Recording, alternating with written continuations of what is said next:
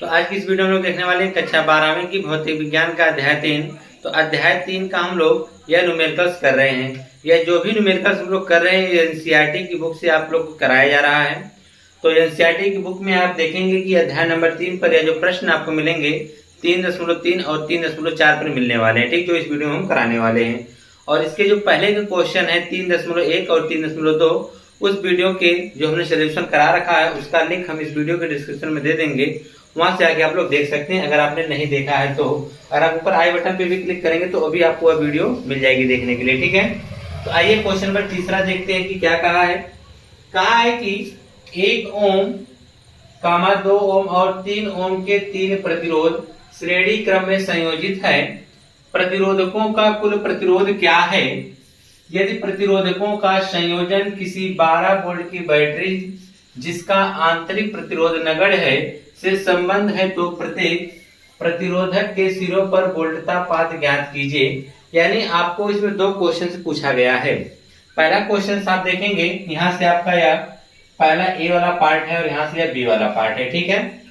तो आप देखेंगे कि इसमें पहले वाले पार्ट में आपसे पूछा है कि 1 ओम, 2 ओम, 3 ओम के 3 प्रतिरोध जो है किस क्रम में जोड़े गए हैं? श्रेणी क्रम में जोड़े गए हैं, ठीक है। तो प्रतिरोधकों का कुल प्रतिरोध क्या होगा? पहले हम क्वेश्चन इसको हल कर लेते हैं। तो देखिए यहाँ पे 3 प्रतिरोध दिए गए हैं। तो पहले प्रतिरोध को हम R1, R2 और R3 के नाम से इसको व्यक्त कर लेते हैं। तो R1 का मान है 1 ओम है, R2 जो है हमारा वह कितना है? 2 ओम का है, R3 कितने ओम का है? 3 ओम का है, ठीक है। अब इन तीनों प्रतिरोधों को किस क्रम में जोड़ने के लिए कह रहा है? श्रेणी क्रम में जोड़ने के लिए कह रहा है। तो आप जानते हैं कि प्रतिरोधों का श्रेणी क्रम संयोजन क्या होता है? प्रतिरोधों का श्रेणी क्रम संयोजन, प्रतिरोधों का श्रेणी क्रम संयोजन, यहाँ लिखेंगे श्रेणी क्रम संयोजन। तो श्रेणी क्रम संयोजन के लिए देखिए हम क्या करेंगे, लिखेंगे R बराबर, यानी तुल्य प्रतिरोध कितना होगा? R। तो हम श्रेणी क्रम में इसको सीधे सीधे जोड़ देते हैं, R1 plus R2 plus R3। तो R1 का मान आप देखेंगे कितना है? 1 है, R2 का मान कितना है? 2 है, R3 का मान कितना है? 3 है। 2 1 3 3 कितना हो जाएगा? 6 ओम होगा। यानी इन प्रतिरोधकों का जो तुल्य प्रतिरोध होगा वह कितना होगा? 6 ओम का होगा, ठीक है। अब इसके बाद दूसरा वाला पार्ट आपसे क्या कहा है? दूसरे वाले पार्ट में भी आप ध्यान दीजिएगा। कहा है कि यदि प्रतिरोधकों का संयोजन किसी 12 वोल्ट की बैटरी जिसका आंतरिक प्रतिरोध क्या है? नगण्य है, यानी किस वोल्ट इसका जो बैटरी यानी विद्युत वाहक बल यानी जिसे हम ई से बोलते हैं, ठीक है, वह कितना दे रखा है? 12 वोल्ट का दे रखा है, ठीक है। और आगे कहा है कि जिसका आंतरिक प्रतिरोध नगण्य है, आंतरिक प्रतिरोध यानी स्मॉल r का मान कितना है? 0 है, से संबंध है तो प्रत्येक प्रतिरोधकों के सिरों पर वोल्टतापात ज्ञात कीजिए। यानी आपको इसमें प्रत्येक किसमें चीजें ध्यान दीजिएगा कि सभी प्रतिरोधों को श्रेणी क्रम में जोड़ा गया है। जब हम प्रतिरोधों को श्रेणी क्रम में जोड़े हैं तो श्रेणी क्रम में प्रतिरोधों में क्या होता है कि प्रत्येक प्रतिरोधों के बीच विभवांतर अगर हम देखेंगे वह अलग अलग पाया जाता है, ठीक है, और धाराएं जो होती है वह समान होती हैं। तो सबसे पहले हम यह देख लेते हैं कि इसमें धारा कितनी बह रही है, ठीक है। तो उसके लिए हमको क्या करना पड़ेगा? ई का मान मिल गया स्मॉल r, और टोटल इसका संयोजन कैपिटल R का मान हमने निकाल रखा है, वह कितना है? 6 ओम का है। कितना है? 6 ओम का। यानी धारा I हमको क्या करना है? ज्ञात करना है। क्या ज्ञात करना है? धारा I हमको क्या करना है? ज्ञात करना है। कि I बराबर एक फार्मूला होता है कैपिटल E अपान small r plus capital R से, यह आपका सूत्र होता है, ठीक है। अब इसी सूत्र में हम सभी मानों को पुटअप कर देंगे। I का तो मान हमको निकालना रहने दीजिए। कैपिटल E का मान देखिए कितना दे रखा है? 12 बटा स्मॉल r का मान 0 है प्लस कैपिटल R का मान कितना है? 6 है। अब इसके आगे से हम हल करेंगे तो यह हो जाएगा I बराबर हो जाएगा 12 बटा 6, 12 क्योंकि 0 में 6 जोड़ेंगे तो 6 आएगा, और 6 से काट देंगे तो I बराबर 2 एम्पियर आएगा। कितना आएगा? 2 एम्पियर। और आप जानते हैं कि पूरे परिपथ में कितनी धाराएं बह रही है? 2 एम्पियर की धारा बह रही है, और यही 2 एम्पियर की धारा तीनों प्रतिरोधों में क्या होंगी? समान होंगे। तो लिख सकते हैं यहाँ पर, लिखेंगे प्रतिरोधों को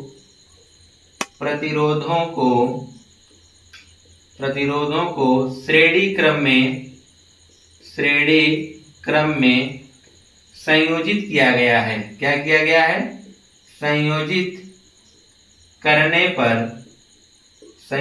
करने पर धारा सभी प्रतिरोध में समान रहती है। धारा सभी प्रतिरोध में क्या रहती है? समान रहती है। क्या रहती है? समान रहती है। जब इसमें सभी धाराएं क्या होंगी? समान होंगे, तो इसका मतलब बंटने वाला क्या है? विभवांतर। पूछा है ना, प्रत्येक प्रतिरोधों को बीच विभवांतर बताना है, तो लिख सकते हैं विभवांतर V बराबर विभवांतर V। तो देखिए पहले प्रतिरोध में विभवांतर हम V1 मानेंगे, ठीक है। V बराबर होता है I इंटू R। तो यहाँ पर I तो समान होगा, लेकिन R हम कौन सा लेंगे? पहला वाला प्रतिरोध लेंगे, ठीक है। यानी 3 आपको विभवांतर मिलने वाले हैं, पहला, दूसरा, तीसरा। पहला विभवांतर जो देखिए इस प्रकार से आपको चित्र ही हम बना के बता देते हैं। देखिए यह पहला हो गया, यहाँ से यहाँ तक ये दूसरा हो गया, और यहाँ से यहाँ तक ये क्या हो गया? तीसरा। यह 1 ओम का है, यह 2 ओम का है, और यह 3 ओम का है, ठीक है। यहाँ से यहाँ तक की अगर हम बात करें, यहाँ से यहाँ तक के विभवांतर V1 है, यहाँ से यहाँ तक का विभवांतर V2 है, और यहाँ से यहाँ तक का विभवांतर क्या है? V3 है, ठीक है। लेकिन सब में बहने वाली धारा I क्या है? समान है।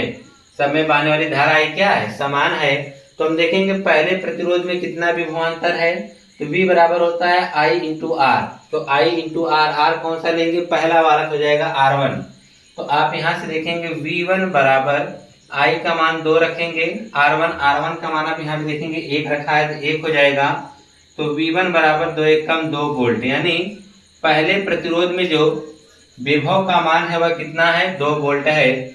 इसी प्रकार से हम विभवांतर V2 निकालेंगे। क्या निकालेंगे? विभवांतर V2। तो विभवांतर जब हम V2 निकालेंगे वह भी होगा आपका क्या होगा? I इंटू R2, ठीक है। तो I का मान आप जानते हैं 2 है, और R2 का मान यहाँ से आप रख सकते हैं कितना? 2। तो यहाँ पे हम 2 रख देंगे, तो हो जाएगा 2 दूना 4 वोल्ट। कितना हो जाएगा? 4 वोल्ट। इसी प्रकार से विभवांतर V3 हम निकालेंगे, यानी तीसरे प्रतिरोध में कितना विभवांतर है? तो V3 बराबर भी हो जाएगा I इंटू R3। I का मान 2, R3 का मान कितना रखेंगे? 3 दूना क्या आएगा? 6 ओम आ जाएगा। कितना आएगा? 6 ओम। यानी तीसरा प्रतिरोध जो है वह कितने ओम का? सॉरी 6 ओम नहीं बल्कि 6 वोल्ट होगा। तो यहाँ पे जो तीसरे वाला जो होगा वह क्या होगा? 6 वोल्ट होगा, ठीक है। तो आप इस प्रकार से देख सकते हैं, अगर आप जोड़ेंगे तो 6 4 10 2 कितना हो जाएगा? 12। टोटल कितने वोल्ट का है? 12 वोल्ट की बैटरी से जोड़ा गया है, ठीक है। यह चित्र आपको समझाने के लिए बताया गया था, आप चाहे तो इसको बना भी सकते हैं, ठीक है। तो इस प्रकार से आपका यह 3.3 कंप्लीट हुआ। अब नेक्स्ट वाला क्वेश्चन देखिए। फिर अगला प्रश्न देखेंगे 3.4 में क्या कहा है आपसे? 3.4 में भी 2 पार्ट हैं। इसका पहला पार्ट में कहा है 2 ओम, 4 ओम और 5 ओम के 3 प्रतिरोधक पार्श्व क्रम में संयोजित है। संयोजन का कुल प्रतिरोध क्या होगा? आपको बताना है कि संयोजन का कुल प्रतिरोध क्या होगा। चलिए पहले वाला पहला लगा लेते हैं, फिर उसके बाद दूसरा वाला क्वेश्चन देखेंगे, ठीक है। आपको इसमें 3 प्रतिरोध देकर किस क्रम में कहा है? पार्श्व क्रम यानी समांतर क्रम में जोड़ने के लिए कह रहा है। कहा है कि संयोजन का कुल प्रतिरोध बता दीजिए। तो चलिए सबसे पहले इसका कुल प्रतिरोध ही बता देते हैं। तो इसका पहला पार्ट में हम देखिए किस प्रकार से लगाएंगे। तो जो दे रखा है 3 प्रतिरोध, जिसको हम R1, R2 और R3 मान लेते हैं। पहला प्रतिरोध R1 जितना कितना दे रखा है? 2 ओम। दूसरा प्रतिरोध को हम R2 मानेंगे, कितना हो जाएगा? 4 ओम। तीसरा प्रतिरोध हम मानेंगे R3, जो कि कितना हो जाएगा? 5 ओम हो जाएगा, ठीक है। अब इनको क्या किया गया? पार्श्व क्रम में संयोजित किया गया, यानी समांतर क्रम में। देखेंगे प्रतिरोधों को समांतर क्रम में या पार्श्व क्रम में, प्रतिरोधों को पार्श्व क्रम में संयोजित करने पर, पार्श्व क्रम में संयोजित करने पर, पार्श्व क्रम में संयोजित करने पर लिख देंगे यहाँ पर, पार्श्व क्रम में संयोजित करने पर, संयोजित करने पर इसका जो तुल्य प्रतिरोध है उसे मानेंगे 1/R बराबर 1/R1 plus 1/R2 plus 1/R3, ठीक है। यह पार्श्व क्रम में संयोजन का सूत्र होता है प्रतिरोधों के, आप लोग याद रखिएगा। तो हो जाता है 1/R बराबर 1/R1, R1 का मान कितना दे रखा है? 2 प्लस 1/R2, R2 मान कितना दे रखा है? 4, तो 1/4 हो जाएगा। 1/R3, R3 का मान कितना दे रखा है 5, तो यह हो जाएगा 1/5। तो यहाँ से हम देखेंगे कि हो जाएगा 1/R बराबर 2, 4, 5। इनका एलसीएम लेना पड़ेगा। आप जानते हैं 2 और 4 इसी में मिल जाएगा, इसका एलसीएम 4 आएगा और 4 और 5 में कितना आएगा 20। यानी हम कह सकते हैं इसका टोटल एलसीएम कितना आएगा 20। नहीं आता तो आप अलग से निकाल के देख लीजिएगा, ठीक है। फिर 2 से आप 20 में भाग करेंगे 10 बार और 10 का 1 में गुणा करेंगे कितना आ जाएगा 10। प्लस यहाँ 4 है, 4 से आप 20 में भाग करेंगे 5 और 5 एक कम कितना आ जाएगा 5 आ जाएगा। प्लस 5 से करेंगे 20 में 4 बार, 4 एक कम 4 हो जाएगा। अब सबको हम जोड़ देंगे तो 1/R बराबर 10, 5, 15, 4, 19 तो जाएगा 19/20। तो हमको प्रतिरोध चाहिए R का मान, इसलिए जब R को ऊपर करेंगे तो यह भिन्न भी उसका क्या होगा पलट जाएंगे। यानी 1/R का जब हम R करेंगे तो यह जो आपका 19/20 है यह हो जाएगा 20/19 ओम। कितना हो जाएगा 20/19 ओम हो जाएगा। तो आपसे पूछा है संयोजन का कुल प्रतिरोध क्या होगा, तो आप कह सकते हैं संयोजन का जो तुल्य प्रतिरोध होगा वह कितना होगा 20/19 ओम होगा, ठीक है। प्रतिरोध का मात्रा क्या होता है ओम। अब दूसरा क्वेश्चन आपसे इसी में पुट अप कर दिया है। उसने कहा है कि यदि संयोजन को 20 वोल्ट के वैद्युत वाहक बल की बैटरी जिसका आंतरिक प्रतिरोध क्या है नगण्य है से संबंध किया जाता है तो प्रत्येक प्रतिरोध से प्रवाहित होने वाली धारा तथा बैटरी से ली गई कुल धारा का मान बताना है। तो इस वाले क्वेश्चन में आप देख रहे हैं कि आपको क्या बताना है धारा। इसके पहले वाले क्वेश्चन में आपको बताना था विभव। रीजन क्या था कि पहले वाले में आपको धारा समान थी, विभव अलग अलग रहता था, इसलिए विभव पूछा गया था। इसमें आप देखेंगे कि इसमें जो आपका विभव समान होता है परंतु धाराएं क्या होती हैं बढ़ जाती हैं, जिसकी वजह से आपसे क्या पूछ लिया गया है, आपसे पूछा गया है इसका धारा बताइए। तो जो चीजें दे रखा है पहले उसको लिख लेते हैं। दूसरे वाले में हमको दिया है कि संयोजन को 20 वोल्ट के वैद्युत वाहक बल से जोड़ा जा रहा है, यानी ई का मान दे रखा है। वैद्युत वाहक बल कितना है 20 वोल्ट है, कितना है 20 वोल्ट। और एक चीज आपको इसने बता रखा है कि इसका जो आंतरिक प्रतिरोध है स्मॉल r वह कितना है 0 है। और आप एक चीज जानते हैं कि इसका जो तुल्य प्रतिरोध कैपिटल R हमने निकाला है वह 19/20 ओम, सॉरी 20/19 ओम है, ठीक है। तो आपको यह जानना है कि जब हम प्रतिरोधों को पार्श्व क्रम में जोड़ते हैं तो धाराएं क्या होती हैं बढ़ जाती हैं।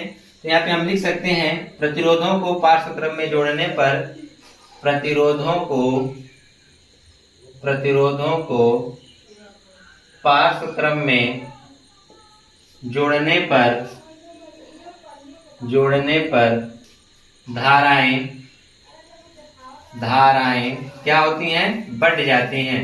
धाराएं सभी प्रतिरोधों में बढ़ जाती हैं, धाराएं सभी प्रतिरोधों में बढ़ जाती हैं, सभी प्रतिरोधों में क्या होती हैं बढ़ जाती हैं।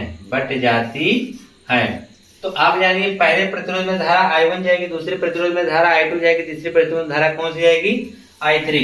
तो चलिए पहले हम I1 ही निकालते हैं। I1 जब निकालेंगे तो उसके लिए आप देखिए क्या होता है फार्मूला I बराबर होता है E/स्मॉल r प्लस कैपिटल R। तो यहाँ पे हम पहले प्रतिरोध का निकाल रहे हैं क्योंकि I1 निकाल रहे हैं, इसलिए प्रतिरोध हमारा क्या रखा जाएगा R1, ठीक है।